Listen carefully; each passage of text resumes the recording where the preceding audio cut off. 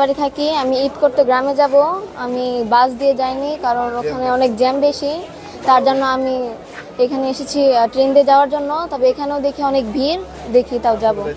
তো ঈদ ঈদ উপলক্ষে আমি বাসায় যাইতেছি আমার মা বাবা ভাই বোন সহকারে একসাথে ঈদ করার জন্যে।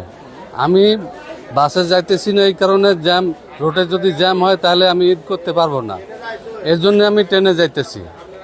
আমরা ঈদ করার জন্য যাচ্ছি বাড়িতে, মা বাবা ভাই বোন সবার সাথে একসাথে ঈদ করব বলে। কিন্তু আমরা মাওনা চৌরাস্তা থেকে ঘুরে আসছি আবার বাসের জ্যাম জটের জন্য ট্রেনে যাব বলে। এখন ট্রেনের অবস্থাও দেখি কি হয়, দুইটা ট্রেন চলে গেছে, খুব জ্যাম। এখন যাইতে পারি কিনা আল্লাহ ভালো জানে। চাকরি করি, কালকে আমার ছুটি হয়েছে। আমি দেশে যাইতেছিলাম বাসে জ্যামের কারণে যাইতে পারি না, ভাড়া বেশি। ট্রেনে যাওয়ার জন্য আইছি।